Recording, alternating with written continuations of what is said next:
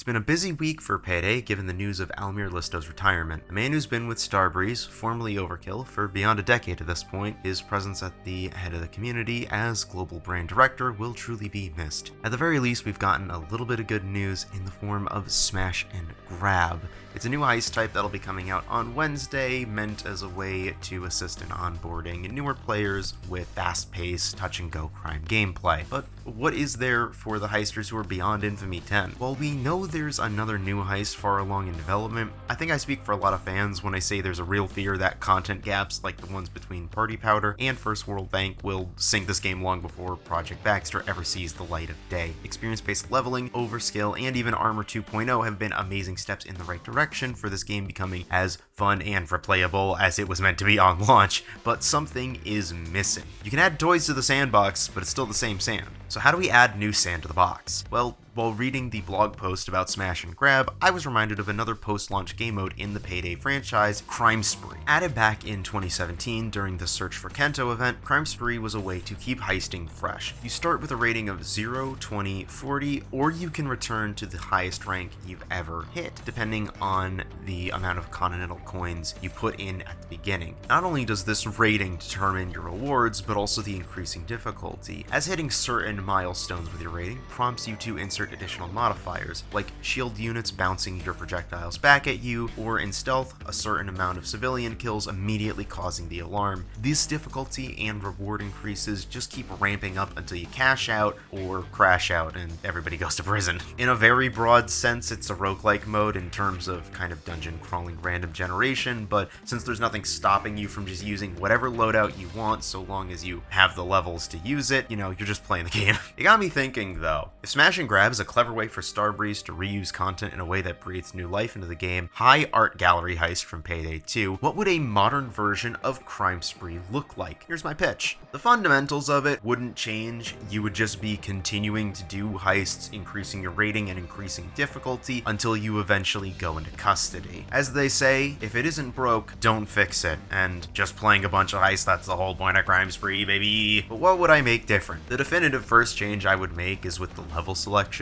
Payday 2 has over 100 heists. Even if a few are missing from the pool, you still get to choose from 3 of a lot of really good levels. Given that there's now less than a fifth of that available in Payday 3, we're immediately cutting that down to 2. I love player choice as much as the next guy, but if we're keeping the rerolls, it becomes very easy to just keep doing the same heist over and over. I think it would also be fair to massively up the cost of rerolling to fit with the new game economy. In Payday 2, it could take a few heists to get 6 of those Continental coins, but in the sequel, I think I stubbed my toe against 100 of them on the way to Golden Shark. Then there's the gameplay itself. This would be the most roguelike element of it, not to mention probably a pain in the ass to code correctly, but I think you should properly start at 0. While in your crime spree, you are locked to a special loadout slot that you can only customize cosmetically if you are not in the spree. You start with just the basics, a Car 4 and Signature 40 with no attachments, a mob grenade launcher, no skills, 1 plate armor, and I don't remember what the basic throwable is, but that too. To add a little bit of consistency, you could even start everybody back at Secure Capital Bank like it's launch day.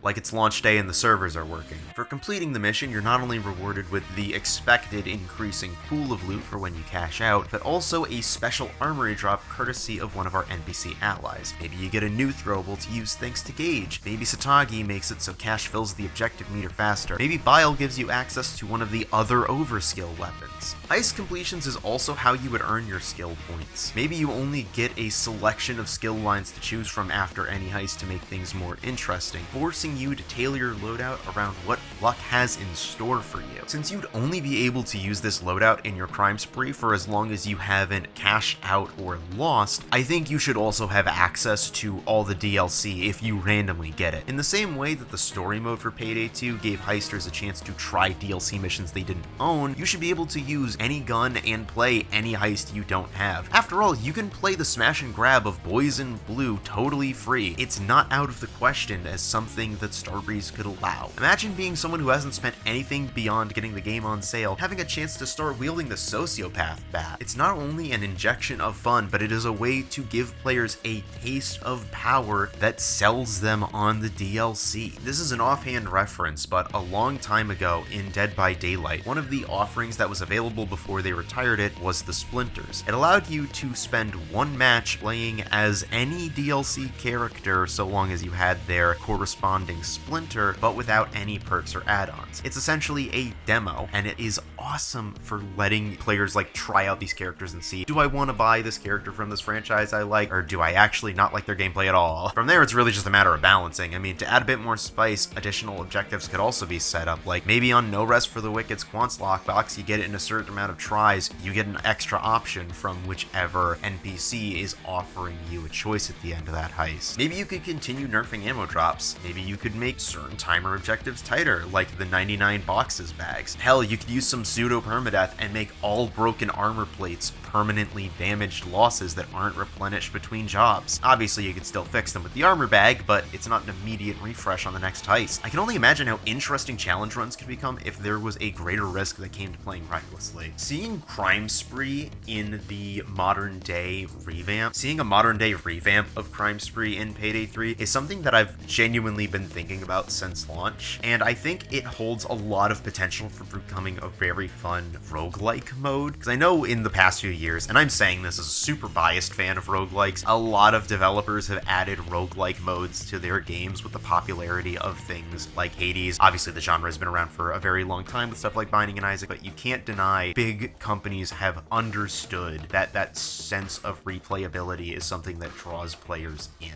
But regardless, that's what I think would be fun. If you too are someone who constantly is oscillating between It's So Over and We're So Back for this franchise, let me know what you think about my idea in the comments below. What are some modifiers you would add? Hell, what would you change? Like, I don't know. I'm very biased. I love roguelikes and I love Payday, so it could be fun.